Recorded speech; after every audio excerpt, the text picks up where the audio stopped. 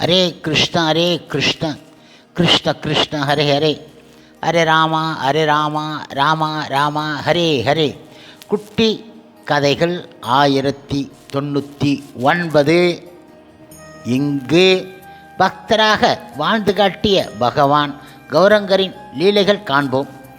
முன்பு ஒரு சமயம் பகவான் கௌரங்கர் ஆன ஸ்ரீ சைத்தன்ய மகாபிரபு உலகின் மேற்கு மற்றும் கிழக்கு பகுதிகள் இரண்டிலும் மாற்றங்கள் நிகழ்ந்த நேரத்தில் தோன்றினார். ஐரோப்பாவில் மறுமலர்ச்சி அபிவிருத்தி அடைந்து கொண்டு இருந்தன. இது மாலுமிகளை புதிய நிலப்பரப்புகளை கண்டுபிடிப்பதிலும் விண்வெளி வீரர்களை சொர்க்கத்தை வெளிக்கொணர்வதிலும் ஊக்கப்படுத்தியது. மேலும் அறிஞர்களை புராதன நியமங்கள் மற்றும் கருத்துக்களை அளிக்கும் வகையான பிரபஞ்சத்தை பற்றிய உண்மைகளை கண்டறிய ஆவல் ஊட்டின. அதே சமயத்தில் இந்தியாவில் வேறு விதமான மறுமலர்ச்சி நடைபெற்று கொண்டு இருந்தன. பல்வேறு சமூகம் காரணங்கள், உதாரணமாக இஸ்லாமிய ஆக்கிரமிப்பாளர்களின் மத பிரச்சார அழுத்தம் மற்றும் இந்து சமுதாயத்திற்குள் தவறான ஊக்குவிக்கப்பட்ட உயர் ஜாதியினின் கொடுமை ஆகியவை துணைக்கண்டத்தில் பக்தி இயக்கத்திற்கு புத்துயிர் அளிக்க உதவின. புனித கங்கையில் அமைந்து இருந்தாலும் பாண்டித்துவத்தின் மையமென்று புகழ்பெற்று இருந்த காரணத்தாலும் நிறைய பிராமணர்கள் அந்த சமயத்தில் வங்காளத்தில் இருக்கும் நவதீபத்திற்கு வந்து குடியேறினார்கள். அத்தகைய பிராமணரில் ஒருவரான ஜெகநாத மிஸ்ரா கிழக்கு வங்காளத்தில் இருந்து குடிபெயர்ந்து கங்கை கரையில் நவதீபத்தின் அருகாமையில் இருக்கும் மாயாப்பூரில் குடியேறிவிட்டார். ஜெகநாத மிஸ்ரா பகவான் கிருஷ்ணரின் உயர்ந்த பக்தராக இருந்தார். அவரது மனைவி சச்சிதேவியும் அவ்வாறு இருந்தால். துரதிர்ஷ்டவசமாக நவதீபத்தின் கல்வி சூழல் பௌதிய ஏட்டுக்கல்வியையும் தர்க்கத்தையும் அடிப்படையாக கொண்டு முழுக்க ஜட ரீதியில் அமைந்து இருந்தன. நவதீபத்தின் அறிஞர்களும் ஆசிரியர்களும் நியாயம் மற்றும் வார்த்தை ஜாலத்தின் அடிப்படையில் வாதம் செய்யும் தங்களின் திறமையினால் தற்பெருமை கொண்டு இருந்தார்கள். புராதான சடங்குகளை பெயரளவு கடைப்பிடிப்பதில் மூழ்கி இருந்ததால் பெரும்பாலான பிராமணர்கள் உண்மையான மதத்தை சற்றே பொருட்படுத்தினார்கள். மேலும் கடவுள் இடம் பகவான் கிருஷ்ணரிடம் நேர்மையான பக்தி அல்லது கிருஷ்ண உணர்வை அலட்சியப்படுத்தினார்கள். பகவத்கீதையை கற்றுக் கொடுத்த சிலரும் அதன் உண்மையான பக்தி சாரத்தை விளக்கி கூறாமல் வரட்டு ஊகங்களை வெளி தள்ளினார்கள். மேலும் எழுத்த அறிவில்லாத மக்களின் மத குறிக்கோள்கள் உலகாயுத வரங்களை பெறுவதற்காக சிறிய தெய்வங்களை வழிபடும் நிலைக்கு மேல் வர இயல கிடையாது. அதற்கு மேலாக வங்காளம் அப்போது இஸ்லாமின் ஆட்சியில் இருந்ததால் நிறைய இஸ்லாமியர்கள் நவதீபத்தில் வசித்தார்கள். எனவே இந்துக்கள் இஸ்லாமின் துன்புறுத்தலினால் ஏற்பட்ட நிலையான பயத்துடன் வாழ்வது மட்டுமில்லாமல் அவர்களின் மத்தியில் வெளிப்படையாக நடைபெற்று கொண்டு இருந்த பசுவதை என்னும் பாவச் செயலையும் சகித்து கொள்ள வேண்டி இருந்தன. குறுகிய எண்ணிக்கையில் இருப்பினும் தங்களை அர்ப்பணம் செய்த நவதீபத்தை சார்ந்த வைஷ்ணவ சமூக தலைவராக திகழ்ந்த ஸ்ரீ அத்வைத ஆச்சாரியர் பகவான் ஸ்ரீ கிருஷ்ணரை துளசி இலைகள் மற்றும் கங்கை நீரை கொண்டு வழிபட்டு சூழ்நிலையை சரி செய்வதற்காக தோன்றும்படி வேண்டி கேட்டுக்கொண்டார். அவரது பிரார்த்தனைகளுக்கு பதிலாக பகவான் கிருஷ்ணர் சச்சிதேவின் கருப்பையில் பிரவேசித்தார். அவளது கருவுற்ற தன்மை 13 மாதங்கள் நீடித்தன. அந்த சமயத்தில் ஜெகநாத் மிஸ்ரா தெய்வீக தோற்றமுடைய நபர்களை சில சமயங்களில் காண்பார்.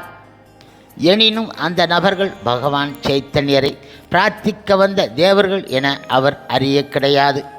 புருஷோத்தமராகிய முழுமுதற் கடவுள் ஸ்ரீ சைத்தன்ய மகாபிரபு 1407 சகாப்த வருடம் கிபி 1486 பிப்ரவரி மாதம் 18ஆம் தேதி பால்குண மாதத்தின் பௌர்ணமி நாள் இரவில் மாயாப்பூரில் தோன்றினார். இதற்கு முன்பு சச்சி மாதா 8 மகள்களை பெற்று இருந்தால் அவர்கள் அனைவரும் பிறந்தவுடனேயே மரணம் அடைந்து விட்டார்கள். அதற்கு பின்பு அவர் பெற்றெடுத்த மகன் நிலைத்து இருந்தான். விஸ்வரூபர் என்று பெயரிடப்பட்டான். விஸ்வம்பரர் அவளின் கடைசி குழந்தை ஆவார். ஸ்ரீ சைத்தன்ய மகாபுரு முழு சந்திர கிரகணத்தின் போது தோன்றினார். புராதான வழக்கப்படி நவதீபத்தில் வசித்த இந்துக்கள் கிரகணத்தின் போது கங்கையில் இருக்கும் நின்று ஹரியின் புனித திருநாமத்தை உச்சரித்தார்கள். அவர்கள் ஹரி ஹரி என்று உச்சரிப்பதை கேட்ட இஸ்லாமியர்கள் பலர் விளையாட்டு ரீதியில் அவர்களைப் போல் நடித்து பரிகாசம் செய்தார்கள். இவ்வாறாக நவதீபத்தின் முழுவதும் ஸ்ரீ ஹரியின் திருநாமம் அதிர்வடைந்து கொண்டு இருந்தபொழுது கௌரஹரி தோன்றினார். அத்வைத ஆச்சாரின் மனைவியான ஸ்ரீமதி சீதாதேவி புதிதாக பிறந்த குழந்தையை காண வரும் பொழுது இந்த அழகிய பொன்னிற பையன் பகவான் ஸ்ரீ கிருஷ்ணரை போன்ற சரியான அங்கங்களை கொண்டு இருக்கிறான் எனவும், உண்மையில் கண்டிப்பாக கிருஷ்ணதான் வேறு மேனி நிறத்துடன் இருக்கிறார் எனவும் அவள் கண்டுகொண்டு விட்டாள். குழந்தை வேப்ப மரத்தடியில் பிறந்த காரணத்தாலும் சச்சி மாதாவின் பிறந்த குழந்தைகள் பெரும்பாலும் அகால மரணம் அடைந்த காரணத்தாலும் வேப்ப மரம் தீய ஆவியின் தாக்கத்தை வெளிப்புற ரீதியில் எதிர்ப்பதில் திறன் உடையது என அறியப்பட்டு இருந்தாலும் சீதாதேவி குழந்தையை பாதுகாக்கும் பொருட்டு நிமாய் என பெயரிட்டால். அவள் பகவான் சைத்தன்யின் தாய் வழி தாத்தாவான நீலாம்பர சக்கரவர்த்தி ஒரு கற்று அறிந்த ஜோதிடராவார். தனது பேரனின் ஜாதக குறிப்புகளை அமைக்கும் பொழுது இந்த குழந்தை புருஷோத்தமராகிய முழுமுதற் கடவுள்தான் என அவர் கண்டுகொண்டு விட்டார். எனினும் அவர் அந்த இரகசியமான உண்மையினை மறைமுகமாக வைத்து கொண்டார். குழந்தைக்கு ஒரு பெயரை தேர்ந்தெடுப்பதற்காக நீலாம்பர சக்கரவர்த்தி இதர உறவினர்கள் மற்றும் அருகாமையில் இருக்கும் பண்டிதர்களை சந்தித்தார். அவர்கள் பின்வருமாறு எடுத்து உரைத்தார்கள். இந்த குழந்தை பிறந்த உடனேயே நிலத்தில் பஞ்சம் முடிவு உற்றது. உழவர்கள் மழையினால் ஆசீர்வதிக்கப்பட்டார்கள். பகவான் நாராயணரே பூமியை காப்பது போன்று பூமி மீண்டும் மகிழ்ச்சி மற்றும் செழிப்பு உடையதாக ஆயிற்று. எனவே இந்த குழந்தை விஸ்வம்பரர் உலகங்களை ரட்சிப்பவர் என பெயரிடப்பட வேண்டும். எல்லாவற்றிற்கும் மேலாக இந்த குடும்பத்தில் பொலிவுடைய விளக்கு போல் அவர் ஜொலிப்பார் என அவரது ஜாதகத்தில் எழுதப்பட்டு உள்ளன. நிமாய் என்பது இரண்டாம் தர பெயராக தொடரலாம் என்றார்கள்.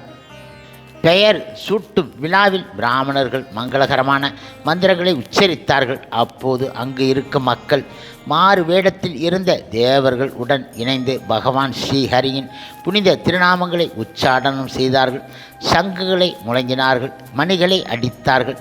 அரிசி, பொறி, புத்தகம், நாணயங்கள், தங்கம் மற்றும் வெள்ளி போன்ற விதவிதமான பொருட்கள் குழந்தையின் முன்பு வைக்கப்பட்டன. ஜெகநாத மிஸ்ரா கூறினார், எனதருமை மகனே விஸ்வம்பரா, தயை கூர்ந்து உன் மனதை எது கவர்கின்றதோ அதனை பற்றி கொள். எல்லாவற்றையும் அலட்சியப்படுத்திய குழந்தை ஸ்ரீமத் பாகவதத்தை எடுத்து அதனை கட்டி தழுவிக்கொண்டது ஆகும். அனைவரும் மகிழ்ச்சி அடைந்து இவன் ஒரு மேன்மையான பண்டிதனாக வருவான் என கூறினார்கள். குழந்தை நிமாய் தன்னை அளவிற்கு மேல் நேசிக்கும் அண்டை வீட்டு பெண்களிடம், அவரை காண அடிக்கடி வருபவர்கள் இடம் ஒரு விளையாட்டு விளையாடுவார். நிமாய் அழத் துவங்கி விடுவார். பெண்கள் ஹரி ஹரி என்று பாடும் பொழுது தனது அழுகையை நிறுத்துவார். இம்முறையிலே அவர்கள் அனைவரையும் நாள் முழுவதும் பாடச் சொல்லி தூண்டினார். ஜெகநாத மிஸ்ராவின் வீடு கிருஷ்ணரின் திருநாமத்தில் தொடர்ந்து எதிரொலித்து கொண்டு இருக்கும். ஒரு நாள் சச்சி மாதாவும் ஜெகநாத மிஸ்ராவும் நிமாய் ஒரு பெரிய பாம்புடன் முற்றத்தில் விளையாடி கொண்டு இருப்பதைக் கண்டு திகைப்படைந்தார்கள். அவர்களுக்கு என்ன செய்வதென தோன்ற கிடையாது. ஆனால் சற்று நேரத்திற்கு பின்பு அந்த பாம்பு பகவான் சரீரத்தை சுற்றி ஊர்ந்து தீங்கில்லாமல் நழுவி சென்று விட்டது. உண்மையில் அந்த பாம்பு பகவான் விஷ்ணுவின் படுக்கையான அனந்த தேவர் ஆவார். இப்படியாக இருக்கும் சமயம் ஒருமுறை 2 திருடர்கள் அந்த இருப்பிடத்திற்குள் நுழைந்து விட்டார்கள். குழந்தைகளை கடத்தி அவர்கள் இடமிருந்து நகைகளை திருடுவது இந்த திருடரின் சிறப்பு அம்சமாகும். நிமாயை கண்ட இந்த திருடர்கள் அவரை தூக்கி கொண்டு ஓடினார்கள். தனது அன்பிற்கு பாத்திரமான நிமாயை காண இயலாததால் மிகுந்த கலக்கம் அடைந்த சச்சி தேவி குழந்தையை தேடுவதற்காக அண்டை வீட்டில் உள்ளோரை அழைத்தாள்.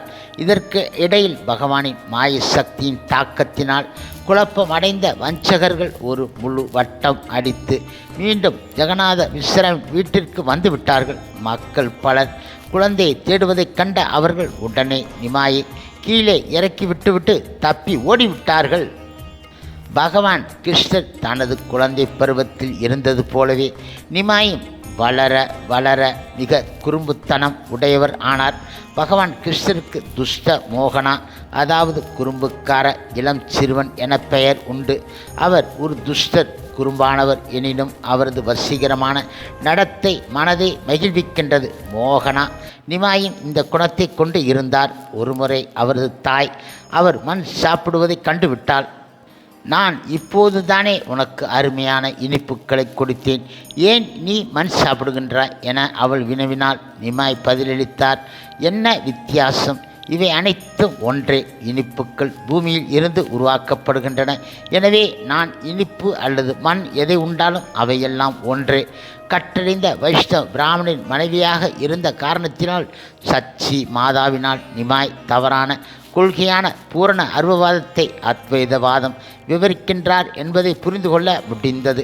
சச்சி மாதா பின்வருமாறு உதாரணம் கொடுத்தால், ஒரு களிமண் பானையானது நிலத்தின் ஒரு வகை மாற்றமாக இருப்பினும் வெறும் களிமண் கட்டியை ஒரு பானையைப் போல உயிக்க முடியாது. நிலம் பானையாக மாற்றம் அடைந்த பின்னரே நீரை அதில் தேக்கி வைக்க முடியும். அதுபோன்றே இனிப்புக்கள் பூமியில் இருந்து தயாரிக்கப்பட்டாலும் கூட பண்படாத பூமியானது இனிப்புக்களைப் போல் உடலுக்கு சக்தி அளிக்க முடியாது. அருவவாதத்தின் நடைமுறைக்கு ஒவ்வாத தன்மையை ஒப்புக்கொண்ட விஸ்வம்பரர் முன் ஒளிந்தார். தற்போதில் இருந்து எனக்கு இனிப்புக்களை கொடுக்கவும், நான் இனிமேல் மண் சாப்பிட மாட்டேன் என்றார் அவர். ஒரு மாலை பொழுதில் நிமாய் வானில் இருக்கும் முழு நிலவை கண்டார். அம்மா அம்மா என அவர் அழைத்தார். எனக்கு அந்த நிலாவை தாருங்கள், எனக்கு கொடுங்கள் என அழத் துவங்கினார். சச்சி தேவி இல்லத்திற்குள் இருந்து பகவான் கிருஷ்ணரின் படம் ஒன்றை கொண்டு வந்து தனது செல்லப்பையனிடம் அளித்தார். தங்க நிற நிலாவான பகவான் சைத்தன்யர், கௌரச்சந்திரர் கருமை நிற நிலவு போன்ற பகவான் கிருஷ்ணரின் கிருஷ்ணச்சந்திரர் உருவை கண்டவுடன் சமாதானம் அடைந்து விட்டார். இப்படியாக இருக்கும் சமயம் புனித யாத்திரை மேற்கொண்டு இருந்த ஒரு பிராமணர் நவதீபத்தை வந்து அடைந்த பொழுது ஜெகநாத மிஸ்ரா அவரை வரவேற்று அவரது சாலிக்கிராம சீலாவிற்கு சமைப்பதற்காக அரிசி மற்றும் இதர பொருட்களை அளித்தார். அந்த பிராமணர் எல்லாவற்றையும் தயாரித்து நைவேத்தியம் செய்தார். உடனே குழந்தை நிமாய் அங்கு வந்து சாதத்தை கொஞ்சம் உண்டார். ஓய்வு இல்லாத நிமாயினால் தனது நைவேத்தியம் களங்கப்படுத்தப்பட்டதனால் அந்த பிராமணர் வருத்தம் கொண்டார். எனினும் ஜெகநாத மிஸ்ராவின் வேண்டுகோளுக்கு இணங்கி மீண்டும் தலையில் செய்ய ஒப்புக்கொண்டார். ஆனால் பிராமணர் புதிதாக தயாரித்த உணவை நைவேத்தியம் செய்தபொழுது நிமாய் மீண்டும் அங்கு வந்து அதனை ருசித்தார். ஜெகநாத மிஸ்ரா இம்முறை தனது மகனை ஒரு அறையில் வைத்து பூட்டிவிட்டு பலமுறை மன்னிப்பு கேட்ட பின்பு அந்த பிராமணரை மீண்டும் ஒரு முறை தளிகை செய்யுமாறு வேண்டிக் கொண்டார். நள் இரவில் அனைவரும் உறங்கிக் கொண்டு இருந்தபோது அந்த யாத்திரிகர் மீண்டும் நைவேத்தியம் செய்ய துவங்கினார். ஆனால் எப்படியோ குழந்தை நிமாய் மறுபடியும் அந்த இடத்தை அடைந்து அவருடைய உணவை எடுத்துக்கொண்டு விட்டார். அவர், நான் இன்று உண்பதை பகவான் விஷ்ணு விரும்ப கிடையாது, நான் கண்டிப்பாக ஏதேனும் அபராதம் இழைத்து இருக்க வேண்டும் என அந்த பிராமணர் கண்ணீர் மல்க நினைத்தார். அவர் பின்பு நிமாய் கூறினார், யாருக்காக நீங்கள் தினமும் நைவேத்தியங்களை தயாரிக்கின்றீர்களோ அந்த பகவான் விஷ்ணு நான் தான் என உனக்கு தெரிய கிடையாதா? பின்பு அவர் தனது 4 கரங்கள் உடைய விஷ்ணு ரூபத்தை அந்த பிராமணருக்கு காண்பித்தார். தன்னை தொந்தரவு செய்த அந்த குழந்தை தன் வாழ்வின் பகவானைத் தவிர வேறு யாரும் கிடையாது என உணர்ந்து கொண்ட அந்த பிராமணர் தெய்வீக பேரானந்தத்தினால் மூர்ச்சை அடைந்து விட்டார். 2 பிராமண பக்தர்கள் இரண்யர் மற்றும் ஜெகதீசர் நவதீபத்திற்கு சற்று தொலைவில் உள்ள அண்டை ஊரில் வசித்து வந்தார்கள். ஒரு முறை ஏகாதசி அன்று அவர்கள் பகவான் விஷ்ணுவிற்கு ஒரு விமரிசையான பூஜை ஒன்றை செய்தார்கள். பல இனிய உணவு பதார்த்தங்களை அவரின் திருப்திக்காக தயாரித்தார்கள். எப்படியோ சிறுவன் நிமாய் இதை தெரிந்து கொண்டு தனது வீட்டில் இருந்து நடந்து சென்று அவர்கள் தயாரித்து இருந்த ருசிகரமான பொருட்களை உரிமையுடன் கேட்டார். இரண்யர் மற்றும் ஜெகதீசர் இருவரும் தங்களது சிறப்பான நைவேத்தியத்தை பற்றி குழந்தை அறிந்து கொண்டு இருப்பதைக் கண்டு வியப்படைந்தார்கள். எனினும் அவர்கள் மகிழ்ச்சியுடன் அவருக்கு உணவு வழங்கினார்கள். அடிக்கடி மதிய வேளையில் அங்கு இருக்கும் பிராமணர்கள் பிரார்த்தனை செய்வதற்காக காயத்ரி மந்திரத்தை ஜபிப்பதற்காக கங்கையில் நின்று கொண்டு இருக்கும் பொழுது குறும்புக்கார நிமாய் அவர்களின் மீது நீரை வாரி அடித்தார். நீருக்குள் மூழ்கி அவர்களை நிலை குலையச் செய்வதற்காக அவர்களின் கால்களை பற்றி கொள்வார் அல்லது அவர்களின் உடம்பில் தூசி போடுவதன் மூலம் மீண்டும் மீண்டும் அவர்களை குளிப்பதற்கு உட்படுத்துவார். குளித்து முடித்தவரின் மேல் மண்ணை தூவார். ஆற்றன் கரையில் இருக்கும் ஆண்கள் மற்றும் பெண்களின் உடைகளை கலந்து வைத்து அனைவருக்கும் பெரும் தர்ம சங்கடத்தை விளைவிப்பார். ஒருமுறை ஜெகநாத மிஸ்ரா இடம் பிராமணர்கள் தன்னை பற்றி குறை கூறப் போகின்றார்கள் என உணர்ந்து கொண்ட நிமாய் விரைவில் நீரை விட்டுவிட்டு வெளியே குதித்து உடை உடுத்தி தனது விரல்களில் மையிட்டு கொண்டு வீட்டிற்கு சென்றார். பிராமணர்கள் மனக்குறைகளை பற்றி தனது தந்தையிடம் அவரிடம் உரைத்தபோது அவர் பதிலளித்தார். பாருங்கள் தந்தையே, நான் தற்போதுதான் பள்ளியில் இருந்து வருகின்றேன். எனது விரல்களை பாருங்கள். நான் கங்கைக்கு செல்ல கிடையாது. அவர்கள் தவறாக குற்றம் சாட்டுகின்றார் என்றார் அவர். ஒருமுறை நிமாய் விளையாட்டுத்தனத்தில் தனது தாயை கண்டித்தார். மயக்கமுற்றது போல் நடித்த சச்சி மாதா கீழே விழுந்தார். அருகில் இருந்த பெண்கள் நிமாயிடம், அன்புக்குரிய குழந்தையை, தயவு செய்து எங்கிருந்தாவது ஒரு தேங்காய் கொண்டு வா, அதன் பின்பு உனது தாய் குணப்படுத்தப்பட்டு விடுவாள் என கூறினார்கள். நிமாய் விரைவாக சென்று உடனே 2 தேங்காய்களுடன் திரும்பினார். அவரால் இவ்வளவு விரைவில் எவ்வாறு அவற்றை பெற முடிந்தது என அவருக்கும் தெரியாது. அந்த பகுதியில் இருக்கும் இளம்பெண்கள் கங்கையில் கூடி நல்ல கணவனை பெறும் வரவேண்டி சிவபெருமானை வழிபடுவது வழக்கம். நிமாய் அவர்களுடன் அமர்ந்து சிவபெருமானுக்குரிய அனைத்து சிறந்த பொருட்களையும் உணவு வகைகளின் உரிமையுடன் கேட்பார். பகவான் அவரிடம் கூறுவார், என்னை வழிபடுங்கள், நான் உங்களுக்கு நல்ல கணவன்மார்களை தருகின்றேன். கங்கா தேவியும் துர்கா தேவியும் எனது பணிப்பெண்கள். சிவபெருமானே எனது சேவகர்தான். மற்ற தேவர்களை பற்றி என்ன சொல்வது? அந்த பெண்கள் சம்மதிக்கவில்லை என்றால் ஏற்கனவே பல மனைவிகளை கொண்டுள்ள வயதான கணவர்கள் கிடைக்கும்படி சபித்துவிடுவேன் என நிமாய் எச்சரிப்பார். அந்த பெண்கள் கோபப்படுவது போல் நிமாயை கடிந்து கொண்டாலும் உண்மையில் நிமாயினால் சீண்டப்படுவதை அனுபவித்தார்கள். இப்படியாக இருக்கும் சமயம் ஒரு நாள் கங்கையின் அருகில் நடந்து கொண்டு இருந்தபோது நிமாய் லட்சுமி பிரியா என்ற ஒரு இளம் கன்னிப்பெண்ணை கண்டார். உண்மையில் அவள் லட்சுமியின் ஒரு அவதாரம் ஆவார். பகவான் சைத்தன்யர் கிருஷ்ணர் ஆதலால் அவள் அவரின் நித்திய துணைவி ஆவாள். ஒருவரை ஒருவர் பார்த்த பின்பு அவர்களுக்கு இடையேயான அன்பு மலர்ந்தது. விஷ்ணுவை வழிபடுவதற்காக மாலைகள், இனிப்புக்கள் மற்றும் இதர உபகரணங்களை லட்சுமி பிரியா கொண்டு வந்து இருந்தாள். எனினும் நிமாயை கண்டவுடன் அவள் உடனடியாக அவை அனைத்தையும் அவருக்கு அர்ப்பணித்து விட்டாள். அவள் முழுமுதற் கடவுள் மற்றும் பரம புருஷ பகவான் ஸ்ரீ கிருஷ்ணராகி அவரின் அவதாரமான நிமாய் பயனற்ற மண் பாண்ட குவியலில் அமர்ந்து இருப்பதைக் கண்ட சச்சி தேவி அத்தகு களங்கமான இடத்தில் அமர்ந்து இருப்பதற்காக கடிந்து கொண்டாள். அவள் தூய்மை மற்றும் அசுத்தத்தின் இயற்கை தன்மை பற்றிய சிக்கலான ஒரு விளக்கத்தை முன்வைத்து நிமாய் எதிர்வாதம் செய்தார்.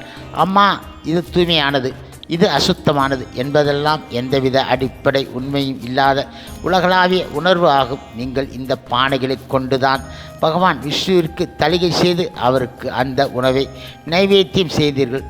அவ்வாறு இருக்கையில் எவ்வாறு இந்த பானைகள் தீண்டத்தகாதவை ஆகும்?